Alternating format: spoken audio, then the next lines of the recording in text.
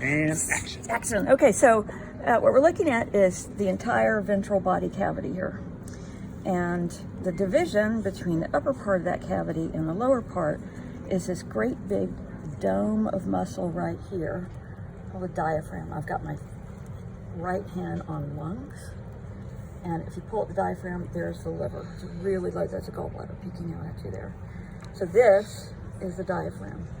It's attached to the body wall all the way around, so it's had to be pulled off the body wall to expose it. Now, the ventral body cavity, it's thoracic up here and abdominal pelvic down here. And this is the wall of the body. Now, it had skin on the outside. There's more than one way to say it with me, skin a cat. Biology humor. And I had to get the cat out of the bag. I don't know where these things come from. And so on the body wall, you can see, like, I don't know if you can make it out, but the striations of muscles here. Their layers of muscles are really very thin. This portion of the body wall is just, skin, muscle, some subcutaneous fat. Up here, it had bones in it. See the ribs? So that would be part of the body wall. So if you bought a chicken and reached your hand up in there, you would feel the ribs. Now, lining that cavity on the inside is a serous membrane. And in the thoracic cavity, it's called the pleural membrane. This is the parietal layer of the pleural membrane. I can't show it to you, but there is a pleural membrane attached to the lungs. So this would be the parietal pleural membrane. This would be the visceral pleural membrane. Maybe I would ask, name the serous membrane or name the membrane found here. You would say visceral pleural. There's another membrane in here, which is mostly intact on the heart, and that's the pericardial sac.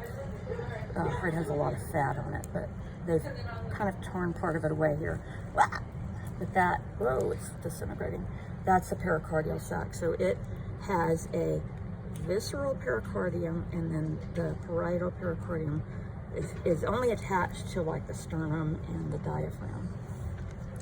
And the abdominal pelvic cavity, the membrane that's attached to the body wall, which is, you can see kind of wrinkly here.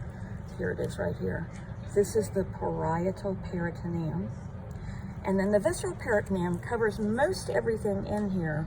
Although, if I pull this out, oh, they've already exposed the kidneys back here. It's actually retroperitoneal, so the parietal peritoneum sits in front of that.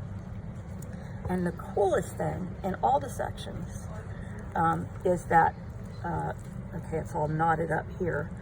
The visceral peritoneum wraps around the intestine. And so if you imagine taking a layer of cellophane and wrapping it around the intestine and then bringing the two layers together there, this is what's called a mesentery. And you can see it provides a path for blood vessels and things to go out to the intestine. And in humans and cats, there is a mesentery is a double layer of serous membrane. There's a double layer of mesentery where it comes off the liver, goes down, and comes back up and forms this apron-like structure. And this one is just disintegrated, but it's called the greater omentum. It hangs down over our intestine. And as you can see, there's a lot of fat stored in there, but the other thing is there are a lot of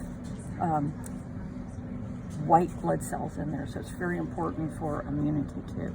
And that's really what we want you to know about the cavities and the membranes. You demand.